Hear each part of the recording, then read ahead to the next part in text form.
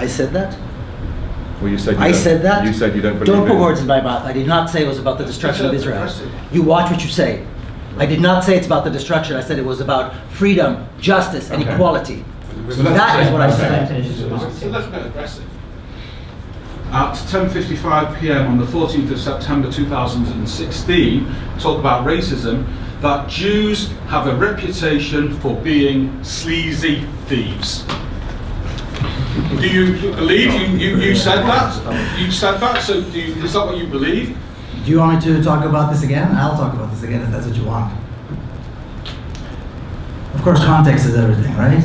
There's no context for that. Do you want an answer, or do you want to give the answer yourself? Now, suddenly when you point out the racism, the big band here that fights anti-Semitism whenever you criticize Israel is blind to the racism.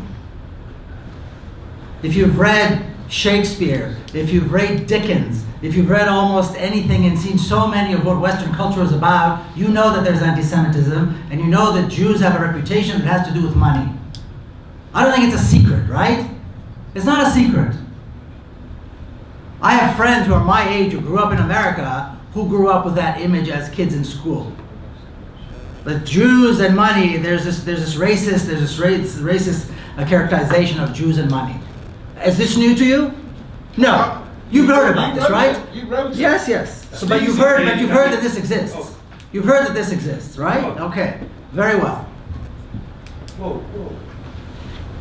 The connection was this. The United States and the State of Israel had just signed an agreement where the United States commits to give Israel $38 billion over a 10-year period. Israel does not need or deserve this money. The only reason the United States continues to give Israel this amount of money every year is through backdoor, mafia-style blackmailing. What I pointed out was that Zionists, their greed, their thievery, their underhanded techniques to get that money is the reason for that reputation. And there is no reason. Because the Zionists represent themselves as Jews. Daddy, yes. Daddy.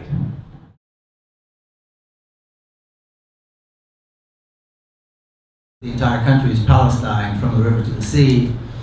It has been occupied.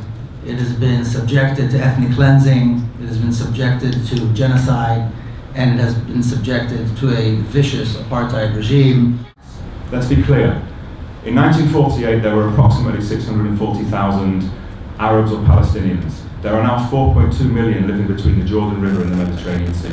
That's not genocide by anybody's calculation. Genocide is a systematic eradication of a race and a religion, and that is not genocide. A recent survey showed, by the way, that 82% of Israeli Arabs, this was done by the Palestinian Center for Survey and Research, showed that 82% of Israeli Arabs believe in a two-state solution. 82% of Israeli Arabs want to remain part of Israel in two states living side by side. That's done by a Palestinian Center for Survey and Research, not by an Israeli organization. There's no apartheid. It's a lie. Bibi Netanyahu's government is investing between 2015 and 2020, and you can Google this, $2.5 billion into the sector of the Arab-Israeli economy. That's not a country that engages in apartheid. These are all facts. You can go and look for them. I've been there, I've seen them. You can Google these facts. Okay? There's no apartheid in Jerusalem, there's no apartheid in Israel. My father, a number of years ago, unfortunately had a heart attack and a stroke in Tiberias. His life was saved by an Arab doctor. This is not an apartheid country, and it's simply a lie to say so. The Supreme Court Justice who sent Moshe Katsav, the Israeli president, to jail was an Israeli Arab. That's not apartheid. Tell me how that can be apartheid. There are no separate buses, there are no separate hospitals. This is not apartheid. Okay. On the other hand, just let me finish one thing. On the other hand, a Jew is forbidden from buying land under the Palestinian Authority. And recently, a Palestinian who sold land to a Jew was killed and put to death for that. That is apartheid.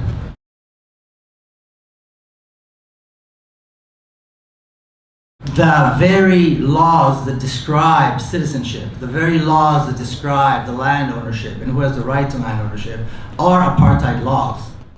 Miko Peled talks about land laws. Give me a quote about a land law. Give me one particular quote. Don't just say it.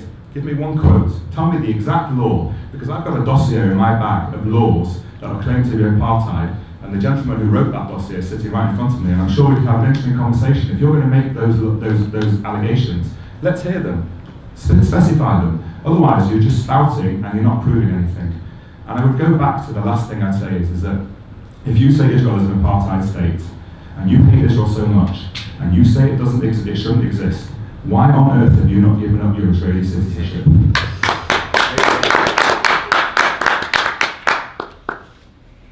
Are you going to ask more questions? No, go ahead. Response. You want to respond to that? No, go ahead. Right, okay. Okay, so no need for... In 2017, Israel and the Palestinians... Come with me to Palestine, show me how it's a lie. Come with me to Palestine, see the homes without water supply, and tell me that's a With lie. your Israeli passport. Shut up! You're not invited here. Be quiet. There's one moderator. It's not your job to tell to communicate. Okay, all right. Let me answer. So, as it happens, I was in the West Bank. Yes, I'm sure you were welcomed with open arms. Go ahead. Okay. Yes. Have you been to Rawabi? Yes, I have. Okay. Phenomenal city. Phenomenal city. Luxury. This is not the West Bank that Miko Peled is telling you about. Ramallah can be like any. It looks like any Israeli city. It's modern buildings, cars, shops, restaurants. Okay. The constant theme is this: is that I've said from the start I believe in two states living side by side in peace and security. Okay. Peace, security, two nations having self-determination and can live in peace and security. All Miko Peled wants to do is destroy Israel. Okay, and that's come through loud and clear. I think everybody here can hear that. He's getting more and more irate as we go on. Who wants to have two peoples living side by side in peace? So our children, my cousin, my mother, my cousin's children can live there in peace. Or who wants to destroy Israel? I know what side I'm on, and I know what side Miko Peled's on. And he still hasn't answered the question, and maybe you will now. Why haven't you given up your Israeli citizenship?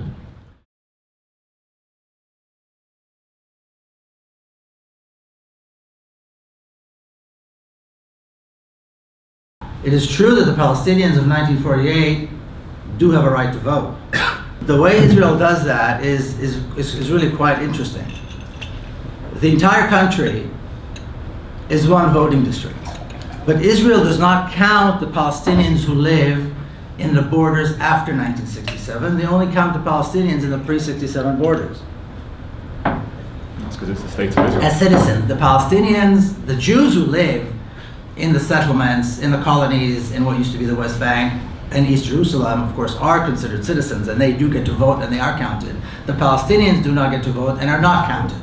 He's missing a major point here. I mean, let's be serious. This is a man who is meant to know his stuff. Palestinians vote in Palestinian Authority elections. Israelis who live across the Green Line can't vote in Palestinian Authority elections. The fact that Mahmoud Abbas Abu Mazen is 15 years into a 4-year term after being elected 15 years ago, that's not an issue to do with Israel. The Palestinian Authority could have elections tomorrow, and every single Palestinian who lives across the Green Line could have a vote. They don't need to vote within Israel, they can vote within Palestine and the Palestinian Authority. Hamas had elections. There were elections in Gaza in 2006, 2007, where it brutally deposed Fatah and kicked them out. Again, they can have elections there. There could be a joint election between the Palestinian Authority and Hamas tomorrow, and all those Palestinians, 4.2 million of them, could vote for their own leadership and their own government. The fact that those two can't get together to do it is not a reason to tar Israel with the apartheid brush.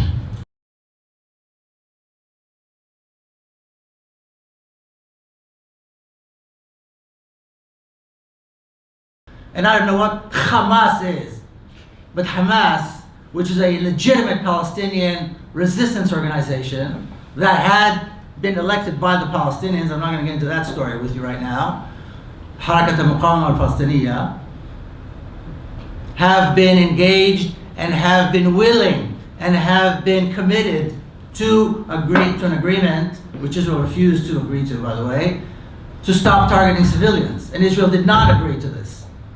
Let's look at Hamas for 1 second in Gaza. So, in 2005, when Israel withdrew from Gaza, if you've ever been, and I don't know, Miko, have you been to the Erez border crossing? It's built like Ben Gurion Airport. It was built to handle 60,000 Palestinians every day coming into Israel to work. I was there, again, 8 months ago. Let's remember what happened in Gaza. Hamas brutally staged a coup against Fatah. They threw Fatah members off the roofs of buildings. Hamas is a prescribed terrorist organisation. This is the organisation that runs Gaza. The UK prescribe it, the EU prescribe it, the US prescribe it. It is It's a not true that terrorist. you took it off the terrorist list. No, it didn't. Yes, they did. No, it didn't. No, it didn't. It was going to, and it didn't. And you can Google that as well. There's no facts coming from the other side. It's a prescribed terrorist organisation whose charter calls very specifically, and you can go and Google it, to hunt Jews anywhere in the world and kill them. The Jew will be hiding behind the rock, and the rock will tell me, there's a Jew hiding behind me, come and kill it. That's in their charter, that's word for word.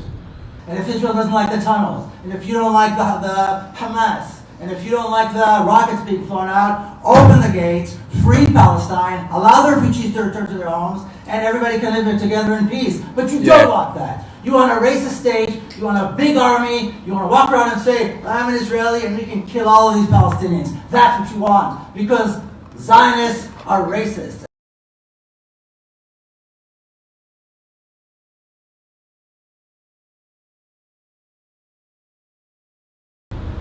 But then if we look at BDS a bit more closely, actually, in economic terms, it's failing. I mean, I noticed, Miko, if I can just say, I don't know if you want to hold it up, but I think you're using an iPhone there. Apple's second largest R&D center outside of Israel, outside of the United States, is in Israel.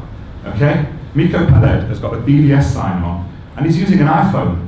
Now, if that doesn't make a hypocrisy of what he stands for, I don't know what does. You either stand for something or you don't. He is using an iPhone. And I'd just like to ask Miko one last question. Again, he's wearing a big BDS sign. Why does he use an iPhone? The second largest R&D centre is in Israel. Sounds a bit hypocritical to me.